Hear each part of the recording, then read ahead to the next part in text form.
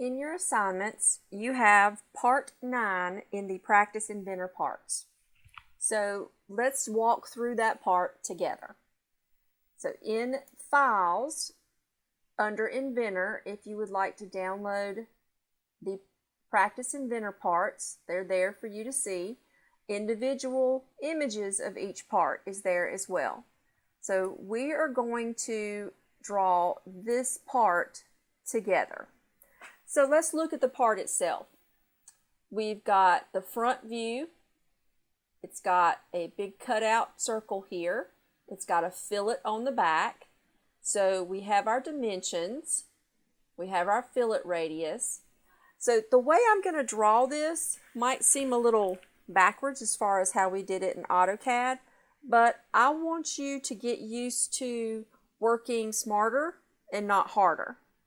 So in Inventor, sometimes I'll do things just because I've had the experience of what will happen next, and I don't want you to do any more work than you have to. Okay? So let's look at this part. It's not a lot to it, so why don't we draw the shape of the front?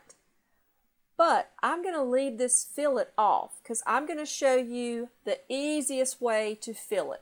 Okay? We're not going to actually draw in the fillet in sketch mode. We're going to use our 3D fillet to do this. So this is 3 inches tall, 4.5 wide, 2-inch depth, and we got this 1.5 radius circle here. So let's go to our Inventor. And we've started Inventor and we told it we wanted to make a part. Now we have to tell it where we want to sketch. So go up to the corner to Start 2D Sketch. So click your big sketch button.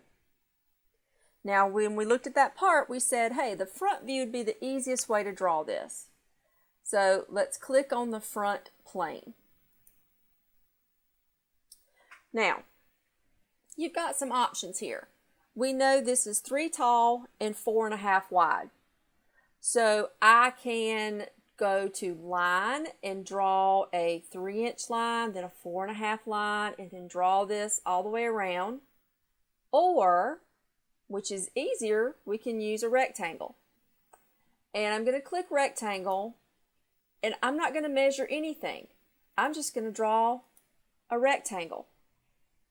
So then I can come back with my dimension tool, and now I'm going to tell it how big to be. So from top to bottom, now see how tiny that is? It's only 0.672. I told you Inventor zooms us way far in, but that's fine. I'm going to click my dimension tool. I'm going to click this line and pull this out. When I click another point, it's going to let me edit that. So I'm going to type in 3 and enter. It looks like it disappeared. It did not. It just made it 3 inches long, which is out of my field of view. Just like in AutoCAD, if you double click the roll button on your mouse, that is zoom extents. Or if you go over to your zoom bar on the right hand side, zoom all. And if you click zoom all, there is your rectangle. So if you roll your mouse button, that's going to zoom you in and out. Unfortunately, even though this software was made by the same company, it's the exact opposite of what AutoCAD does. So when you're used to zooming one way in AutoCAD to zoom in, it actually zooms you out. But I promise you, you'll get used to it in time. So let's make this dimension across the top. When I click dimension, I'm just going to click the top line. I'm going to pull this out, and I want it to be 4.5. I can type in decimals, 4.5, or fractions. But if I type in fractions, remember, you can't use that dash in between. So 4 space 1/2, 4.5, and I'm going to hit enter. So now I've made it the right height and the right width. So let's cut this circle out here. Let's do this. So let's go to the circle command. Inventor doesn't have object snaps. It has something called constraints. And what you're going to see when you start moving around is, see the yellow dot? Well, as you move, the yellow dot turns green at the end points, midpoint. See that? There's the end point. So when you have the green dot, you're on the corner. So click and let's move our mouse. Now our drawing gave us a 1.5 inch radius. Now this is giving me the diameter, right? Because the diameter is all the way across, and this dimension is all the way across the circle. So I'm going to right mouse click and click radius. Now it's giving me the radius. So now I can just type in 1.5 or 1 space 1/2. And when I hit enter, there is my circle. Now, stop and just watch what I'm going to do at this point. I don't want you to do it with me. I just want you to stop and look. I have placed these dimensions so it has locked this into place.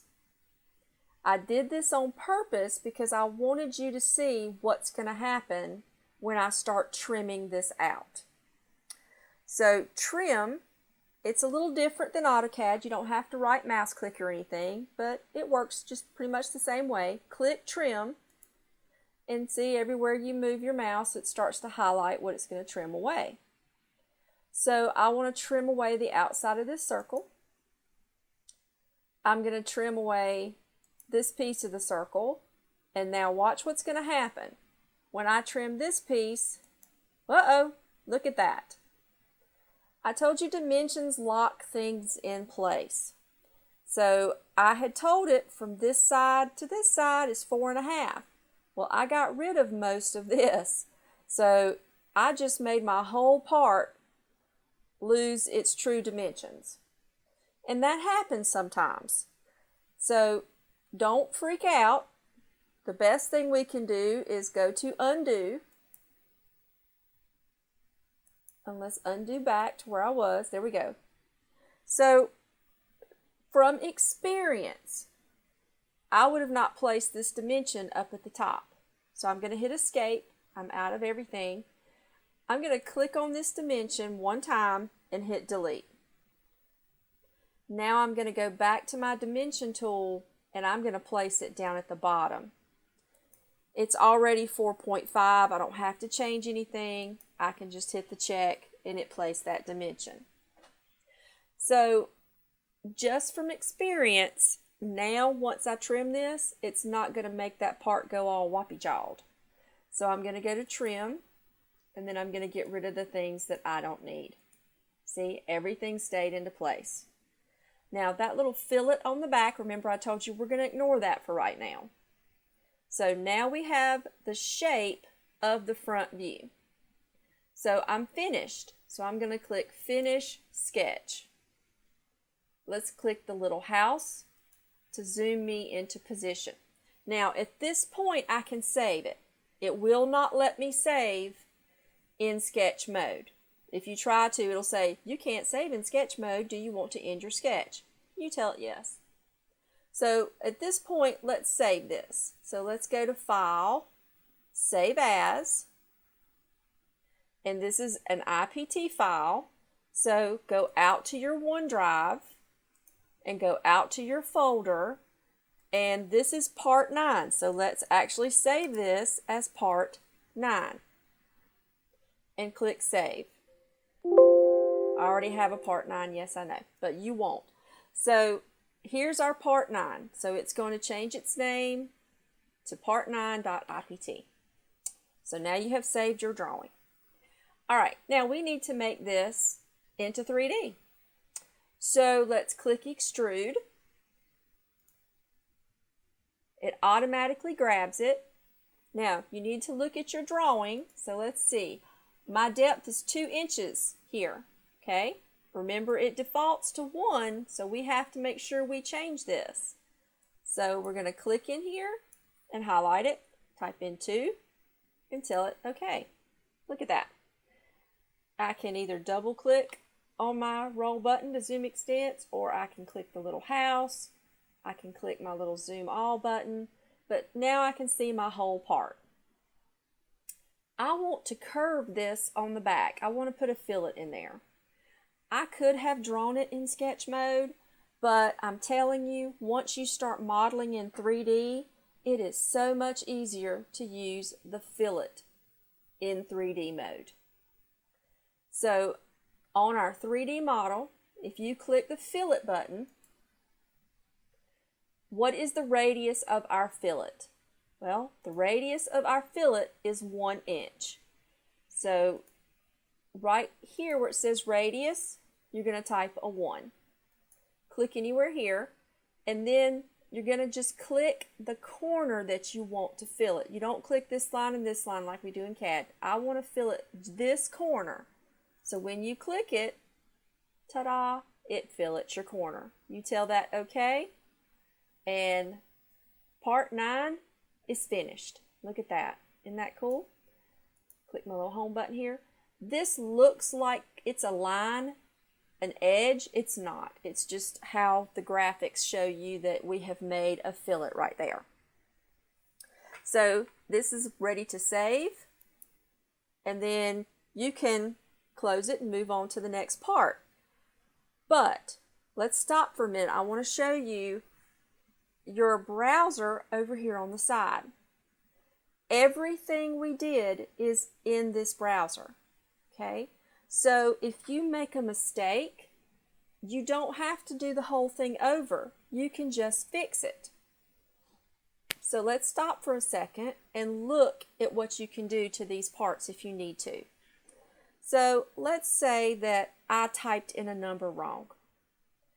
So I need to edit my original sketch. See where it says extrusion and see how it's highlighting? See that little plus? Click the plus, and now it says sketch 1. Look at that. It highlights that original sketch that we made. If I double click sketch 1, I am back in sketch 1. So if I need to correct a dimension in any way, I can just double click and I am right back in edit mode. So if you forgot to place a dimension, if you forgot to put it incorrectly, you can fix anything that you need to fix. When you click Finish Sketch, it will update your part. Let's say you didn't put in the 2 inches to extrude it out. Where it says extrusion, if I double click on the picture, I am right back in the extrusion. So if I need to correct a dimension, I can. Tell that OK, and it will fix your part. In fillet, let's say I've typed in the wrong number. If you double click on the icon for fillet, it will let you change it. Let's say that you messed up a bunch of fillets on a part and you just need to start over. You can actually click on this fillet, right mouse click, and I can delete it altogether. And it's gone. So I'm going to hit undo on that to bring it back. But you can edit everything that you have done. If you start drawing these parts, and when we start putting them into title blocks, and you have dimensioned it and something's wrong, you just have to open the part, fix whatever you did wrong. When you hit save and go back to your drawing title block, it will automatically update it and fix it. So you don't have to draw everything over or place any of the views over, okay? But we will get to that a little later. So you have just finished part 9 in Inventor and modeled a 3D part. So make sure you save it. And to close it, you can just click the X, and that's going to take you back to your splash screen. So you can click your part button and start our next part in our next video.